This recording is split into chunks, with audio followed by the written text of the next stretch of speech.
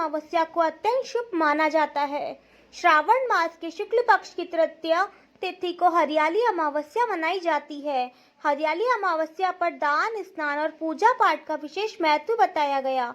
इस दिन पितरों की आत्मा को शांति के लिए श्राद्ध तर्पण को भी विधान है। कहते हैं कि हरियाली अमावस्या के दिन भगवान शिव के अर्धनारीश्वर स्वरूप की पूजा करने से अखंड सौभाग्य की प्राप्ति होती है। हरियाली अमावस्या के दिन महादेव की पूजा अर्चना के अलावा वृक्षारोपण का भी विशेष महत्व माना गया। इस दिन पेड़ पौधों से जुड़े कुछ दिव्य उपाय बहुत कल्याणकारी माने जाते हैं। आज लोहा खान स्थित कल्पवृक्ष मंदिर में झीला प्रमुख सुशील कंवर पलाड़ा ने कल्पवृक्ष पर धागा बांधा और पूजा अर्चना कर धर्म लाभ प्राप्त किया। साथ ही शहर भर में श्रद्धालुओं द्वारा हरियाली अमावस्या मनाई गई और भगवान शिव के अर्धनारीश्वर स्वरूप की पूजा के साथ साथ पौधारोपण भी किया गया। धार्मिक कथा दुर्वासा ऋषि जी कल्पवृक्ष की। दुर्वासा ऋषि जी एक बार अपने 60,000 शिष्यों के साथ कल्पवृक्ष की 60,000 शिष्यों के साथ अयोध्या नगरी की तरफ प्रस्थान कर रहे। राजा रामचंद्र जी के दर्शन करने के लिए अयोध्या की तरफ प्रस्थान कर रहे थे। तो वहाँ पर राजा रामचंद्र जी ने दुर्वासा ऋषि जी का स्वागत किया और उन्होंने कहा कि मेरी 1000 वर्ष की तपस्या पूर्ण हो गई है। 1000 वर्ष की तपस्या पूर्ण हो गई है, तो मेरे शिष्यों सहित 60,000 शिष्यों के साथ हम यहाँ पधारे। एक समय का हम आपको समय देते हैं, एक पैर का, बिना अग्नि जल और धेनु के हमें वो भोजन प्राप्त हो। दूसरी कामना ये करी कि मनुष्य जाति में, मनुष्य या देवी देवताओं में किसी ने भी ऐसे पुष्प का प्रयोग नहीं किया हो जो मुझे वो पुष्प ला करके दे। उस पुष्प की प्राप्ति पूजा करने के लिए शंकर और गौरी की पूजा करनी है। तो उन्होंने दोनों शर्त स्वीकार कर ली। एक पैर के अंदर सारा भोजन बिना अग्नि जल के उनको प्राप्त हो। तो दुर्वासा ऋषि जी की दोनों शर्तें स्वीकार कर ली राजा रामचंद्र जी ने। तो रामचंद्र जी ने अपने बाण से संधान किया और एक पत्र भिजवाया इंद्रलोक में अमरावती के अंदर।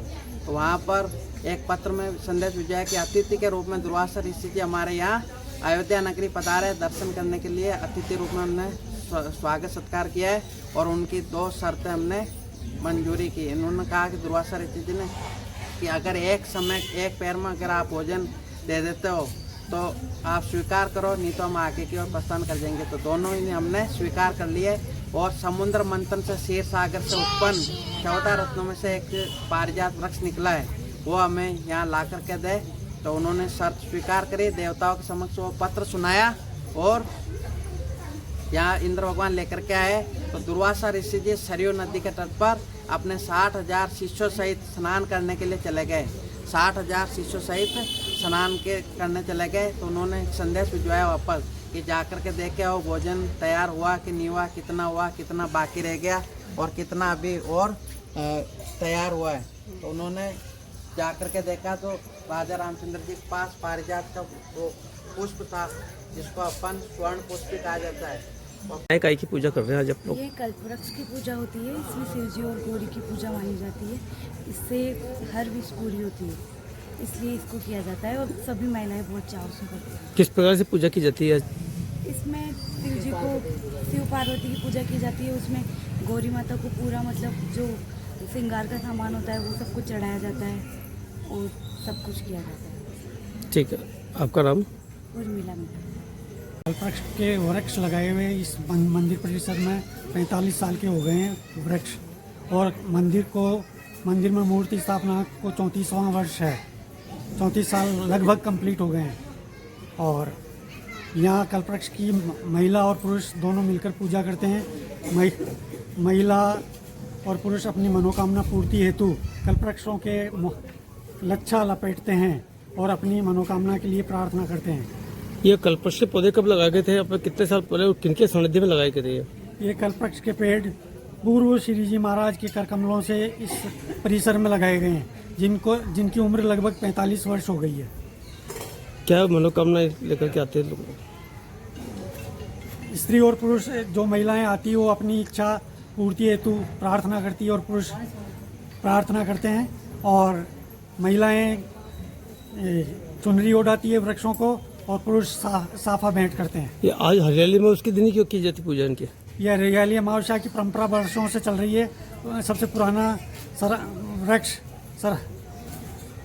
मांगलियावास में है और इसके बाद दूसरे नंबर पर ये हैं। और अब अजमेर में कई जगह कल्पवृक्ष के वृक्ष हैं जहाँ जिनकी वजह से यहाँ भीड़ कम होने लग गई है।